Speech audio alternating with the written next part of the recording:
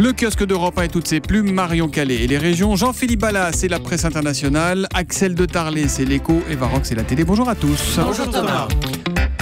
On commence avec vos quotidiens nationaux. Au premier coup d'œil, la question posée en une d'aujourd'hui en France, que peut-on encore faire au volant, paraît saugrenue, tant la réponse simple, évidente, sécurisante et conduire. Aujourd'hui, qui nous rappelle toutefois que rouler avec une oreillette nous coûtera 135 € et 3 points de permis à partir du 1er juillet.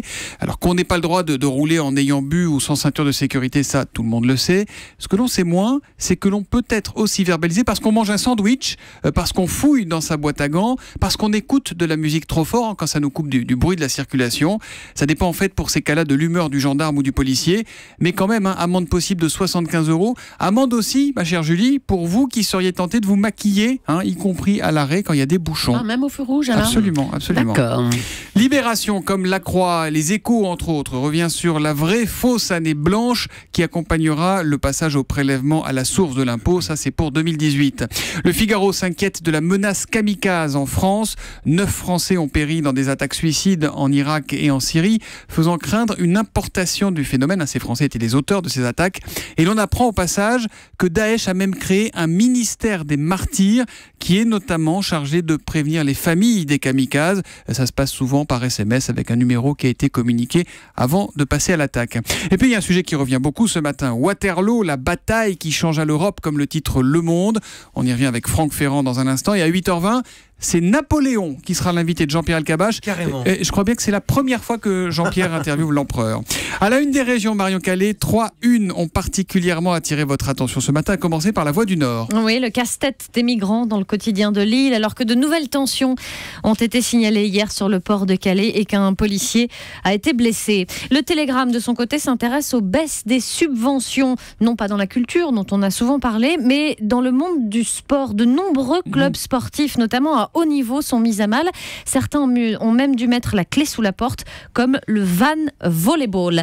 Dans Ouest France, c'est une voiture qui fait la une, la Blue Summer, qui a comme un air de Méhari. C'est en fait une voiture électrique, un cabriolet pour lequel PSA et Bolloré se sont associés, une 100% électrique. Et Vincent Bolloré nous annonçait sur Europe 1 dès hier matin qu'elle serait Citroën, cette voiture, et qu'elle coûterait un peu moins de 20 000 €. 2 ans après les inondations de Saint-Béat, Haute-Garonne, la dépêche du midi y est retournée. Marion, c'est l'histoire du jour. Oui, des inondations qui ont marqué chacun des habitants. Dès que l'eau monte, j'ai peur, raconte ainsi Huguette, 91 ans, toujours un œil sur la Garonne. Parfois, les gens m'appellent en pleine nuit, confie même le maire.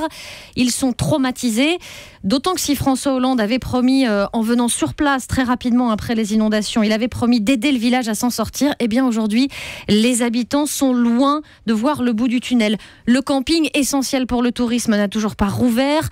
Un éleveur qui raconte avoir perdu 2 hectares de terre assure que la Garonne continue d'emporter des morceaux de terre à chaque fois qu'elle gonfle un peu, alors que de l'autre côté de la frontière, en Espagne, tout est propre, nettoyés. Les rives ont été enrochées, les cours d'eau qui avaient débordé, et bien là, les endroits fragiles ont été bétonnés, alors que Saint-Béat reste une plaie béante, comme l'écrit aujourd'hui la dépêche du midi. Voilà donc pour l'actualité régionale. La presse internationale à présent, Le Monde, Jean-Philippe Ballas. Ce matin, on va aux États-Unis où il y a un scandale qui fait la une de tous les médias. Une activiste blanche qui se faisait passer pour une noire. C'est un peu l'anti-Michael Jackson. Ouais, on a du mal à y croire. Et pourtant, elle s'appelle Rachel Dolezal. Elle a 37 ans. Cheveux frisés, peau foncée, métisse, comme la présentent la plupart des journaux. Rachel est une personnalité connue dans l'État de Washington. Elle dirige la section locale de la plus ancienne association américaine pour la défense des droits des Noirs. Rachel prend souvent la parole, elle est respectée, jusqu'au jour où un site d'info met en doute ses origines ethniques. Le lendemain, une chaîne de télévision lui tend un micro en pleine rue et lui pose la question incongrue, la question que personne n'avait jamais songé à lui poser.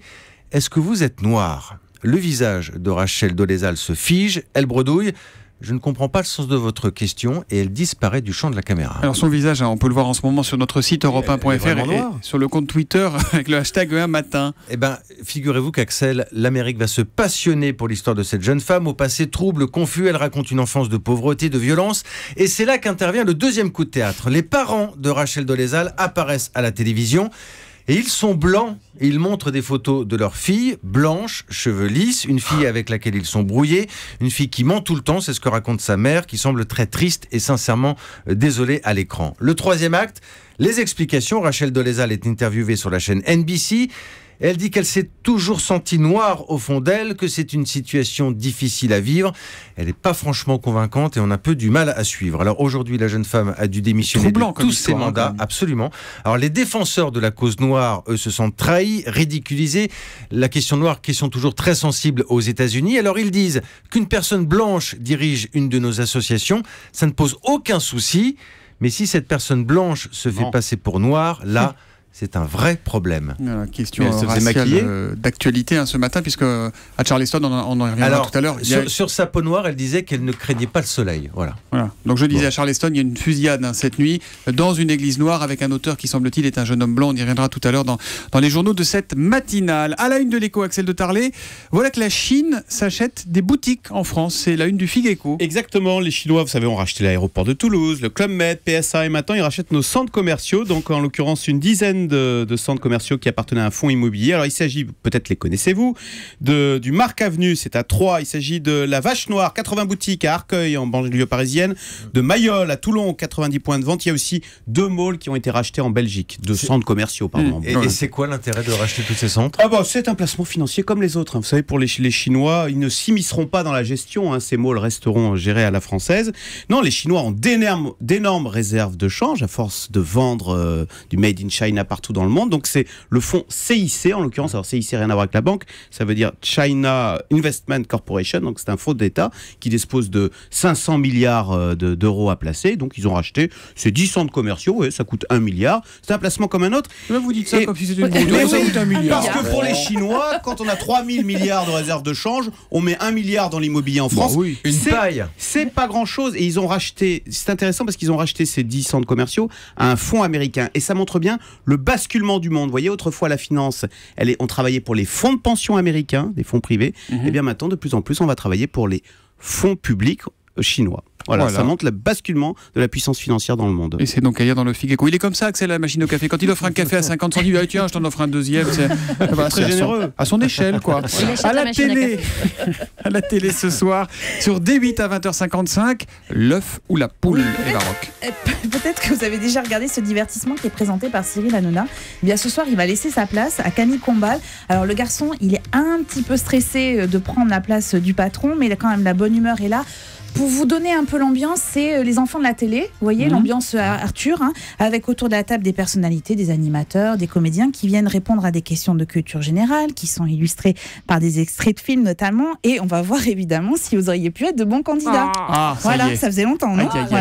Marion, c'est Camille Combal qui vous pose la première question. Dans le numéro de sécurité sociale, qui apparaît notamment sur votre carte vitale, vous le savez, le département de naissance se trouve-t-il avant ou après la commune de naissance? Répondez tout de suite, 5 secondes les amis. Mais c'est pas vous, Thomas. Je ne sais rien du tout. Alors Thomas, vous dites moi c'est 1,7507, donc c'est avant. Avant, exactement. C'est avant la commune, le département. Très bien. Julie, une question de français pour vous. Comment appelle-t-on un collectionneur de boîtes d'allumettes? Petit 1, un puceau. Petit 2, un tyrosémiophile. Petit 3, un philuméniste. Ou petit 4, un scalaglobuphile.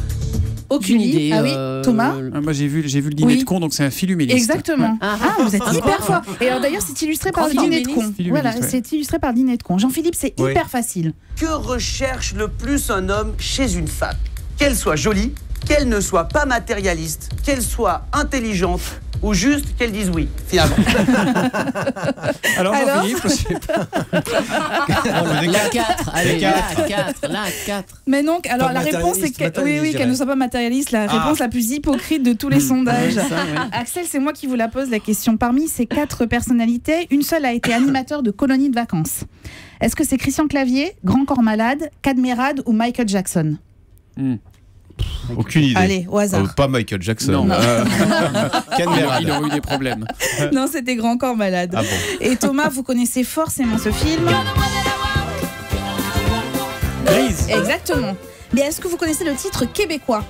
Est-ce que c'est Grise. justement, est-ce que c'est Grise de Nice?